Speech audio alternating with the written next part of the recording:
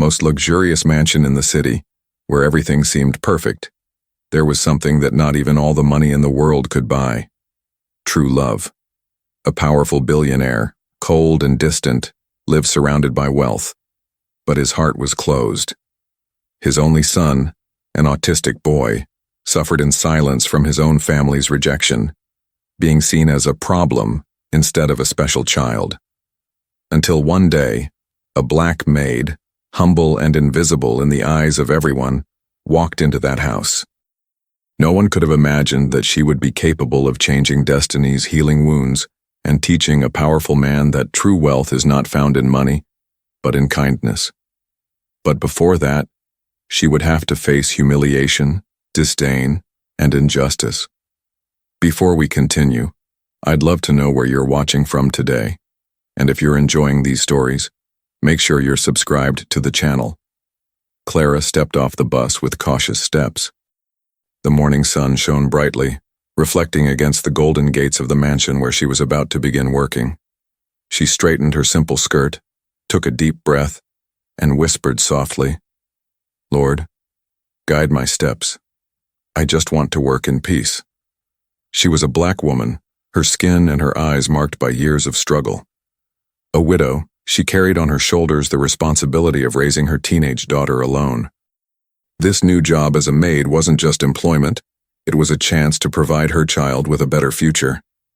As she approached, the mansion's security guard scanned her with a cold, judgmental stare. "Name?" he asked harshly. "Clara, the new maid." He inspected her small handbag suspiciously before finally opening the gate. The mansion looked like a palace. Marble floors, glittering chandeliers, perfectly trimmed gardens. Yet in the middle of so much luxury, Clara didn't feel welcome, only a chill, an emptiness. At the door, she was met by the head housekeeper, Mrs. Margaret, a stern woman whose lips seemed permanently pressed together. "So you're the new hire?" she asked, sizing Clara up as if she were merchandise. "Yes, ma'am. I came to serve with dedication." "You'd better. But here there are rules. Don't speak unless spoken to. Don't interfere with family matters, and most importantly, stay away from the boy. Understood?" Clara paused at the strange instruction, but lowered her gaze respectfully. Understood. Soon she began her tasks. With every step inside the mansion, she could feel the weight of the other staff's eyes. Two maids whispered behind her back. "Another one. She won't last long. The boss never keeps them. Especially her kind," the other added with disdain. Clara heard it but kept silent. She had long learned that her color, her accent, her very presence were often judged before she even spoke a word. Hours later, the master of the house appeared, Mr. Richard, the billionaire. He descended the grand staircase with heavy, confident steps, tall, elegant, his face stern, his eyes cold as ice. Clara, respectful, lowered her head. "Good morning, sir." He didn't respond. He walked past her as if she were invisible. Clara swallowed hard, holding back the sting of humiliation, and once again prayed silently in her heart. "Lord, give me strength to endure the contempt. I know I am here because you have allowed it." While dusting the corridor, Clara suddenly heard muffled sobs echoing from a distant room. She froze. It was the sound of a child crying. Her motherly instinct urged her to go, but she remembered the head housekeeper's stern warning, "Stay away from the boy." Her heart tightened. Something in this house wasn't right. But for now, she lowered her eyes again and returned to scrubbing the marble floors, gathering the trash and putting order to the luxury that wasn't hers. To everyone inside that mansion, Clara was invisible. What no one knew was that the sound of that child's cry would soon change everything: her job, her destiny, and the heart of the man who believed he had everything. The next morning, Clara walked quietly through the mansion's endless hallways. She carried a bucket and cleaning cloth, moving silently like a shadow. Every corner of the house gleamed with wealth: gold-framed paintings, velvet curtains, marble statues. But there was no warmth, no joy. As she dusted a large bookshelf, she heard it again, that same soft, muffled crying. A child's sobs coming from behind a half-closed door at the end of the corridor. Her heart squeezed. She hesitated, remembering the warning. Stay away from the boy. But the sobs grew louder. Trembling, Clara peeked through the crack of the door. Inside, sitting alone on a rug, was a boy no older than 8. His dark brown hair fell messily over his forehead. He was rocking back and forth, clutching a small toy car in his hands. His eyes, though beautiful, looked distant, fixed on a world of his own. Clara whispered softly to herself, "Oh Lord, he's just a child." She wanted to step in, but before she could, a harsh voice echoed behind her. "What are you doing here?" It was Mrs. Margaret, the housekeeper. Her eyes narrowed, filled with suspicion. I was just passing by. I heard crying." Clara stammered. "That is not your concern. Do your job and keep away from this room." Margaret slammed the door shut, leaving Clara with a heavy heart. Later that evening, while cleaning the dining room, Clara overheard a conversation between Mr. Richard and his sister, Eleanor. "He won't speak, Richard.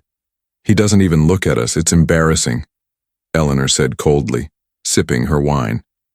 "He's different," Richard replied, his voice low, almost ashamed. "Different? He's a burden. People are starting to talk. You should put him in a special institution. Let the professionals handle it." Clara froze in place, her cloth pressed tightly in her hand. Her heart broke as she realized they were talking about the boy, the one left to cry alone. Richard didn't answer right away. He simply lowered his gaze, his face hard and unreadable. Finally, he muttered, Maybe you're right." Clara's chest tightened. Tears welled in her eyes, but she turned quickly so no one would see. That night, as she lay in her small servant's room at the back of the mansion, she couldn't stop thinking about him. A child is never a burden, Lord. Never. Please don't let me fail this boy. She didn't know how or when, but Clara felt deep inside that God had led her into that house for a reason.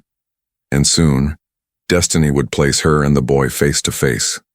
The following afternoon, Clara was assigned to clean the upper floor.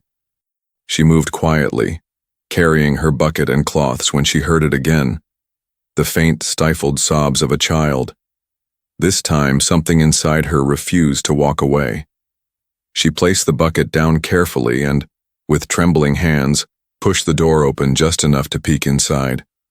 There he was, the boy, sitting on the floor, back against the wall, his little fingers pressed tightly around the same toy car as before.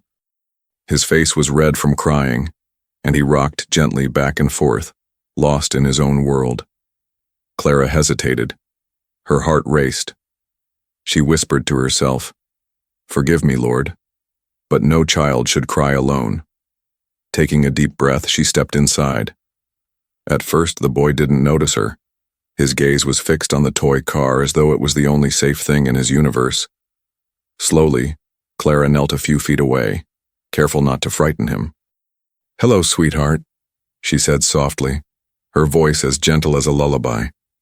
No response. Only silence. Clara smiled tenderly. She placed her hand over her chest. "My name is Clara." She then pointed kindly to him. "And you are?" The boy didn't answer.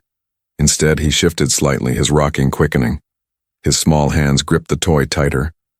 Clara didn't force him. She knew from her own experience with children at her church that sometimes silence spoke louder than words. So instead, she slowly took a small cloth from her pocket and began folding it into shapes. A flower, a little bird. She placed it gently on the carpet, far enough not to invade his space. The boy stopped rocking. His eyes, those distant, wandering eyes, shifted for a brief second to the folded cloth. Clara's heart leapt. She smiled. "It's for you, sweetheart. A bird. See? It can fly wherever it wants." The boy stretched out his hand hesitantly, taking the cloth bird. For the first time, a faint spark of curiosity shone in his eyes. Clara whispered, her voice breaking with emotion, "You're not alone, little one. Not anymore." At that very moment, The door burst open. Mrs. Margaret stood there, furious. "What did I tell you? Stay away from him." Clara stood quickly, her heart pounding. "He was crying. I couldn't just—" "That's not your concern," Margaret snapped, grabbing Clara by the arm and pushing her out of the room. The boy, usually silent, let out a sudden, sharp cry, almost a scream. His small voice, broken and desperate, filled the hallway. Clara's eyes filled with tears as she looked back, her heart shattering. She whispered in her soul, "Dear God, give me another chance to comfort him. Please don't let me fail this child." What Clara didn't know was that in that brief moment, something extraordinary had begun. A fragile bridge was built, a connection between two lonely souls. And no matter how hard the house tried to separate them, the boy had found someone who truly saw him. That evening, the mansion was filled with the sound of crystal glasses clinking and faint piano music drifting from the grand hall. Mr. Richard had invited business partners for dinner, a night of power, wealth, and appearances. Clara moved silently in the background, carrying trays of drinks, making sure every table shone without a speck of dust. She was invisible, just as everyone in that house wanted her to be. But her thoughts weren't on the guests or the glittering chandeliers. Her mind was still in that room, with the boy. His little cry still echoed in her chest. As she crossed the hall, she caught a glimpse of him again. He was standing near the staircase, his toy car clutched in his hand, watching the crowd with wide, uncertain eyes. No one noticed him, not even his father. Clara's heart broke. The boy seemed lost, almost trembling, his body rocking slightly as he pressed the car against his cheek for comfort. He was surrounded by dozens of people, yet utterly alone. Clara whispered under her breath, "Poor child, all this wealth and not a drop of love." She wanted to go to him, to kneel down and say something kind, but she knew the risk. Mrs. Margaret's warning still stung in her ears. And then it happened. The boy's toy slipped from his hand and rolled across the marble floor, stopping at Clara's feet. She froze. All eyes were on the guests, none on her. Slowly, Clara bent down, picked up the toy, and knelt before him. She held it out with a warm smile. "Here you go, sweetheart." The boy looked at her, truly looked at her. His hands trembled as he reached for the toy, and for a fleeting moment, a calm washed over his face. But before Clara could say another word, a stern voice cut through the air. "What do you think you're doing?"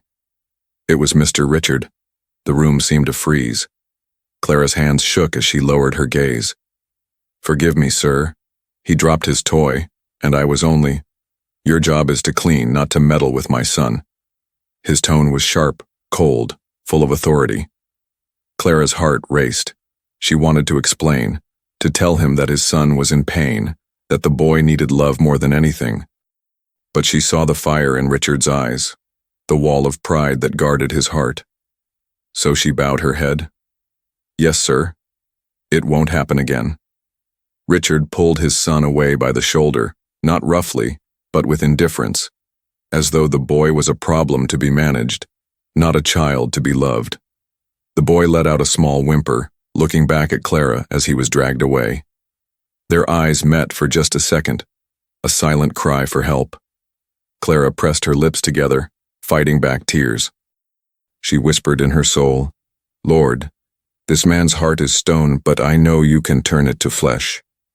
That night, as the guests laughed and toasted to their fortunes, Clara worked quietly in the shadows. But in her heart, a seed of defiance was growing. She had seen the truth. Money and pride had built high walls in that mansion, but even the tallest walls could not keep out compassion. And she knew, sooner or later, those walls would crumble. The morning after the grand dinner, the mansion felt heavier than usual. The guests were gone, the tables cleared, but the coldness lingered in the air like a shadow. Clara was scrubbing the floor in the grand hallway when Mrs. Margaret stormed in, her shoes clicking loudly against the marble. Her face was twisted in anger. "You disobeyed me yesterday," she hissed. Clara looked up, startled. I was only helping the boy." He dropped his toy. Silence, Margaret snapped, her voice sharp as a whip. I warned you not to go near him. You're nothing here, do you understand? Nothing but a maid. Don't think you're special just because the boy looked at you. Clara lowered her gaze, her heart heavy, but her voice trembled with quiet dignity. With all due respect, ma'am, he is just a child. He needs kindness, not distance. Margaret's eyes narrowed. She stepped closer, her voice filled with venom. Kindness? That boy is a burden. You think you know better than this family. You're here to clean, girl, not to lecture us. The word girl cut deep, laced with the poison of prejudice. Clara's hands clenched around the rag she held, but she said nothing. She had learned long ago that silence was sometimes the only shield she had. Just then, Mr. Richard entered the hall. His presence alone silenced the air. Margaret quickly turned to him. Mr. Richard, this maid has been overstepping her place. She insists on interfering with your son.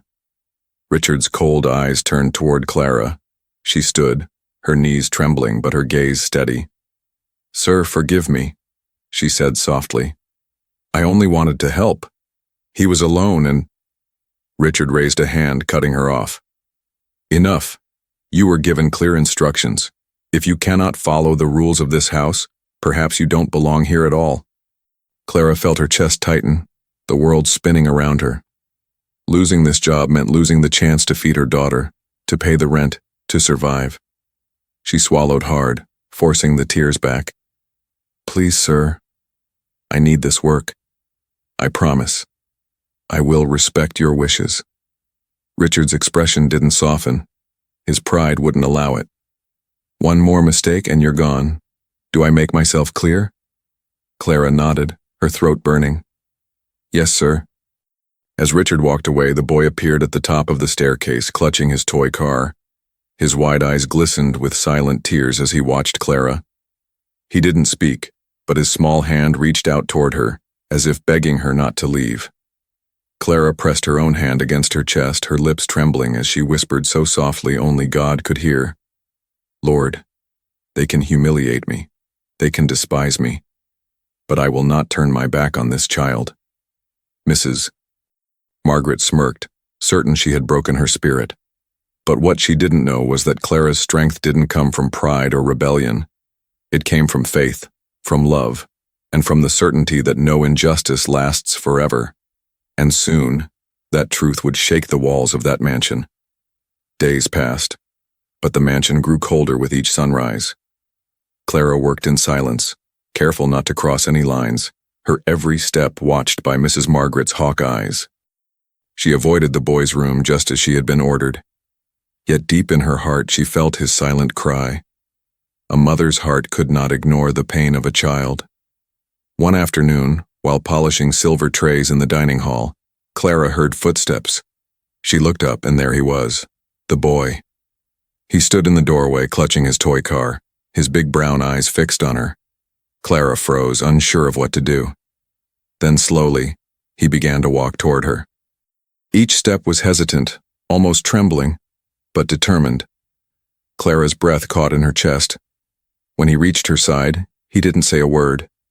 Instead, he simply sat on the floor beside her, placing his toy car gently in her lap. Clara's eyes filled with tears.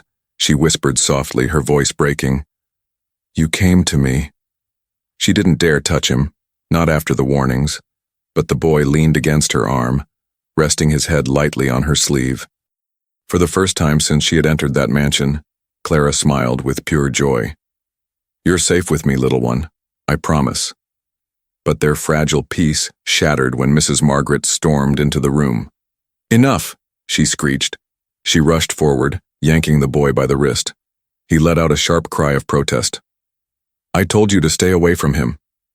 Clara stood quickly, her voice firm but respectful. Please, ma'am, don't pull him like that. You're hurting him. Margaret's face twisted with rage. How dare you speak to me that way? You are nothing here. She pulled harder, trying to drag the boy away. But then, it happened. The boy screamed. A piercing, heart-wrenching scream that echoed through the mansion.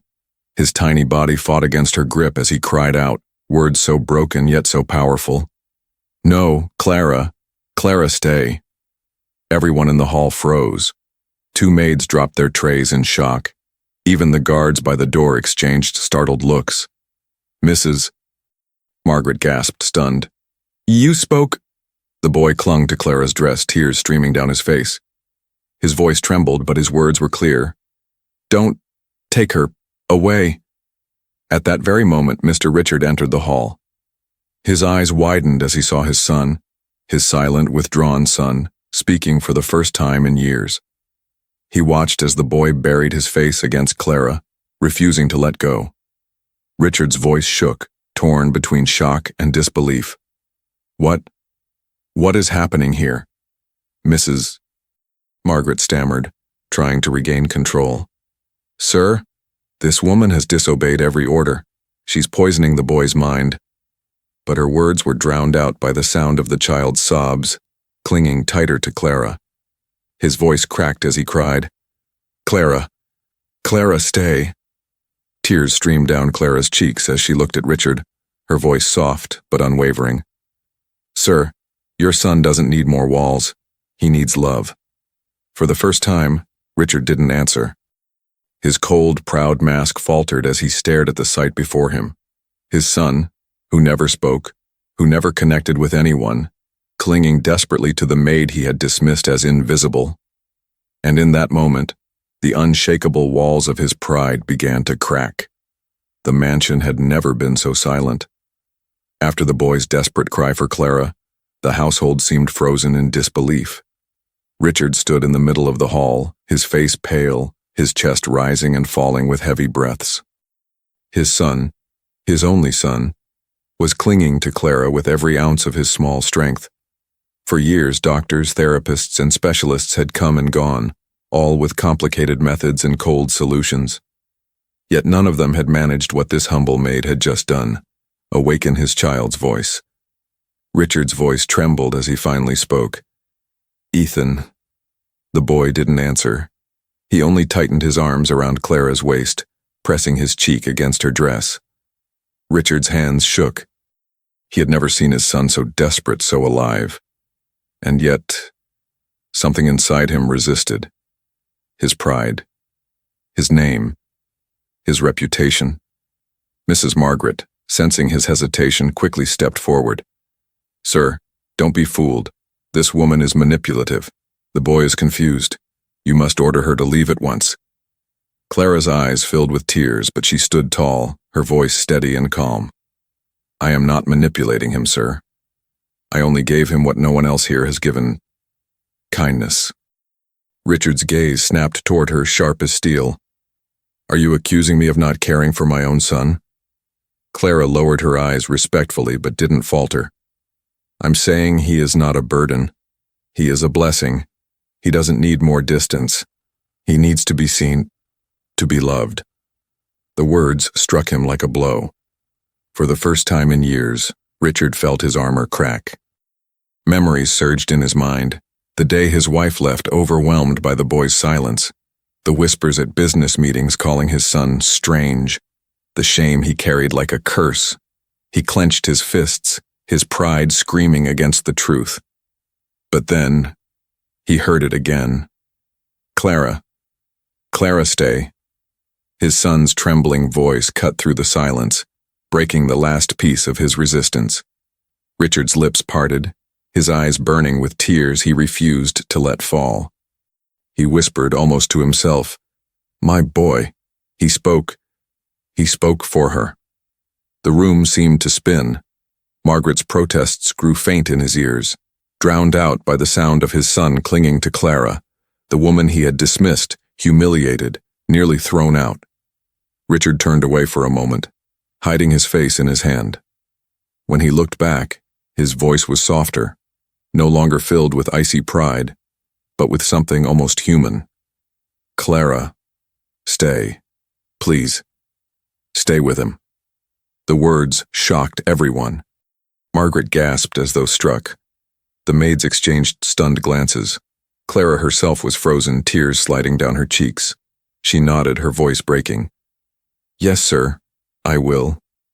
The boy finally lifted his head, his little face wet with tears, but a faint smile tugged at his lips. For the first time, Richard saw it, the light in his son's eyes, and for the first time in his life, the billionaire's heart began to thaw. The mansion was no longer the same. After the boy's cry and Richard's unexpected order for Clara to stay, whispers spread like wildfire among the servants. For the first time, the cold billionaire had bent his pride. For the maid. But truth has a way of surfacing, and the walls of that house still held secrets. Secrets heavy enough to change everything. That night, Clara was preparing tea in the kitchen when she overheard Mrs. Margaret whispering angrily to Eleanor, Richard's sister. Their words sliced through the silence. "This is dangerous," Margaret hissed. "Richard is already too soft because of that boy. Now with the maid, people will talk." "He should never know the full story," Eleanor muttered, her voice cold. Clara froze, her hands trembling over the teacup. "The full story?" Margaret leaned closer to Eleanor. "If Richard discovers how little she actually cared for that child before she left?" Clara's heart pounded. She pressed herself against the wall, straining to hear. "Don't be a fool," Eleanor snapped. "We agreed to bury the past. Richard must believe his wife left because she couldn't handle the boy's condition. That keeps him in line. That keeps us in control." Margaret nodded grimly. "And as long as the boy remains silent, no one can challenge it. But now," she spat the words, "now that maid has made him speak." Clara covered her mouth to stop a gasp from escaping. So the boy's suffering was not just neglect. It was built on lies. The next day, while tending to the boy in the garden, Clara noticed a scar on his arm. Gently, she touched it. "What happened here, sweetheart?" she asked softly. The boy's eyes filled with tears. He whispered brokenly, "Mom left, said I was too much." Clara's chest tightened. She hugged him carefully, her voice trembling. "No, darling, you are not too much. You are enough. You are a gift from God." But inside, her mind burned. What kind of mother abandons her child like this? Or was that even the truth? Later that evening, Richard entered the study, where Clara was quietly organizing books. His face was tired, shadows under his eyes. "Clara," he began, his voice softer than ever. "You've done something no one else has. My son," he spoke. "He clings to you as if you were the only person who sees him." Clara swallowed, hesitating, then finally spoke. "Sir, forgive my boldness, but there are things you need to know. Things your own family has kept from you." Richard frowned. "What are you saying?" She took a deep breath, courage in her trembling voice. "Your sister and Mrs. Margaret, they've been lying. About your wife, about your son, about everything." Richard stiffened, his jaw tightening. "Careful, Clara. You're accusing blood." Her eyes glistened with tears, but her voice was steady. "I heard them last night. They admitted it. They wanted you to believe your wife left because of Ethan, because of his condition. But it was never that. They twisted the story to control you, to keep the boy hidden, treated like a shame instead of a blessing." Richard staggered back, his hands gripping the desk. No, you're lying. My wife, she..." His voice broke. "She couldn't handle it. That's what they told me." Clara stepped closer, her voice trembling but fierce. "They lied. Your son has suffered not because of who he is, but because of the cruelty and pride that surround him. Don't let their poison steal the truth any longer." For a long moment, silence hung heavy. Richard's face was pale, his breathing uneven. The walls of certainty he had built all these years were collapsing under the weight of her words. Finally, his voice cracked. "If what you say is true, then I've failed him. I failed my boy." Clara touched his arm gently, her eyes filled with compassion. "It's not too late, sir. He still looks at you with love in his heart. He just needs you to choose him, over your pride, over the lies, over everything else." Richard closed his eyes, tears finally slipping down his face, the tears of a man who had carried shame for too long. And in that moment, the truth had set something free inside him. The mansion that once breathed only pride and coldness now trembled under the weight of truth. Richard had spent a sleepless night in his study, pacing, replaying Clara's words in his mind. Lies, manipulation, his son's suffering hidden behind walls of silence. At dawn, he finally rose from the leather chair, his face pale, his eyes swollen from tears he never allowed anyone to see. For years, he had believed Ethan was his shame, his weakness. For years, he had buried his pain under wealth and authority. But now the veil had been torn away. When he entered the dining hall that morning, the servants froze. Clara stood by the boy's side, gently spooning porridge into his bowl. Ethan sat calmer than ever, his toy car resting quietly on the table, his little hand brushing against Clara's sleeve as if anchoring himself to her presence. Richard's gaze softened. He stepped closer, his footsteps echoing against the marble. Ethan looked up, his wide eyes meeting his father's. For the first time, Richard didn't see a burden. He saw his son, his flesh, his gift. He knelt down, something he had never done in front of his staff. His voice broke as he whispered, "Ethan, my boy, forgive me." The boy tilted his head, confused, as if not used to hearing tenderness from that voice. Richard's tears fell freely now, dripping onto the marble floor. He reached out his trembling hand, and to his astonishment, Ethan slowly placed his small fingers inside it. The maids gasped. Margaret's face turned red with fury, but she dared not speak. Eleanor, Richard's sister, froze at the far end of the hall, her lips tightening as the power she once held began to slip away. Richard turned, his eyes like fire. His voice, though broken, carried the weight of justice. "Margaret, Eleanor, your lies end today. You poisoned this house with shame, made me believe my own child was unworthy. You will no longer have a place here." Margaret stuttered, her face draining of color. Sir, I only wanted—" "Enough," Richard thundered. "You tore apart what little family I had left. You made me blind to the truth. Pack your things, both of you. Leave this house before the sun sets." The silence that followed was deafening. Margaret lowered her head, defeated. Eleanor, her pride shattered, walked away without a word, her heels clicking angrily against the floor. Richard turned back to Clara, his voice trembling. "I judged you unfairly. I humiliated you. I treated you as if you were nothing, when in truth, you gave my son what all of us denied him: love." Clara's eyes filled with tears. She tried to lower her head, but Richard gently lifted her chin. "Please, forgive me. And please, don't ever leave his side." Ethan tugged on Clara's hand, his little voice breaking the silence once more. "Clara, stay. Family." Those words fell like sunlight into the coldest corner of the mansion. For the first time, Richard allowed himself to truly smile. He wrapped his arms around his son, and without hesitation he embraced Clara too. The staff watched in awe. Some wiped tears from their eyes. It was as if the very walls of the house, once frozen by pride, now breathed warmth for the first time. Richard stood tall, still holding his son's hand. His voice carried not just to Clara, but to everyone present.